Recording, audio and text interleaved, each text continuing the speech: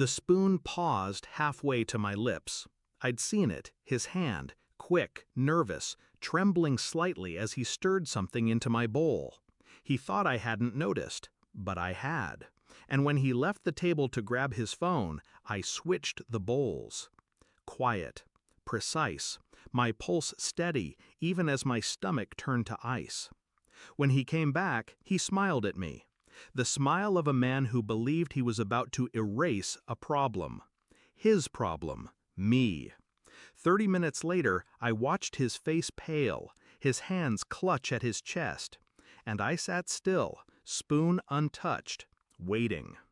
When I met Daniel, he was charming in the way only liars know how to be. Effortless, practiced, magnetic. He sold me the idea of a safe life, promises whispered in the dark, a future drawn in neat lines, stability, family, trust. I believed him. For years I believed him. I ignored the cracks, the little lies, the absences, the shadows that trailed him home.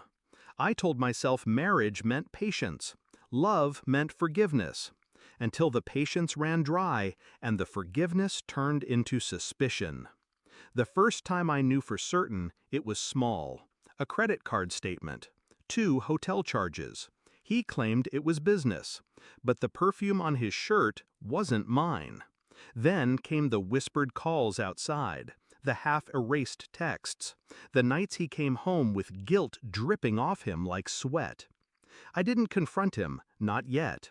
I learned to listen instead.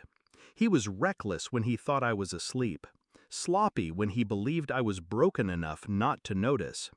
But the night he slipped something into my soup, thinking he could silence me forever, that was the night his betrayal sharpened into something lethal.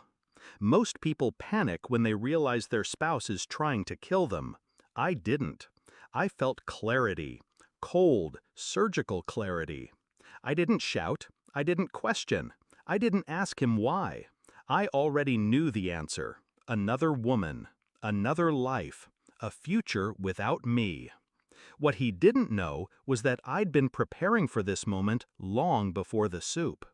Quietly moving money, quietly documenting every detail, quietly building a case strong enough to hang him by his own noose. All I had to do was wait for him to tie the knot. The bowl was the beginning. I slid it across the table like nothing had changed. Watched him lift the spoon. Listened to the scrape of ceramic and silver, every mouthful sealing his fate.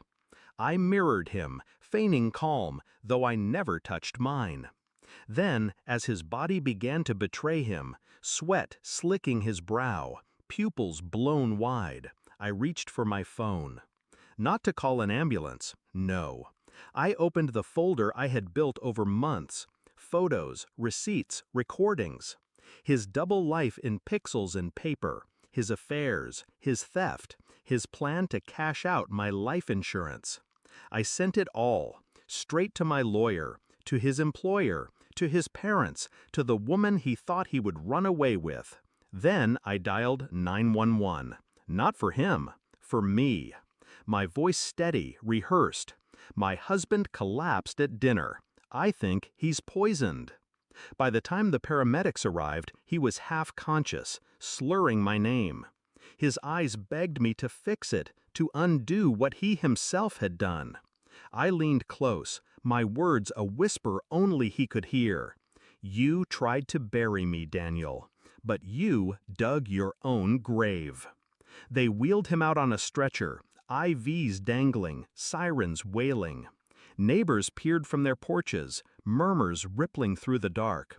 And then the police arrived, evidence in hand. The story was simple. He poisoned himself. Intent clear as day. Motive obvious in the files I had so generously provided. He lived, barely, but he didn't walk out free. He woke in a hospital bed with handcuffs biting his wrists. His empire crumbled, his lovers gone, his reputation shattered. And me? I walked away clean, untouched, the dutiful wife who survived a husband's attempt on her life. They believed me, because I had planned for them to. Now, when I close my eyes, I don't see his smile. I see the moment he realized the truth. That I had seen him. That I had outplayed him. That the poison meant for me had only unmasked him. Revenge wasn't an act, it was a mirror, and Daniel choked on his own reflection.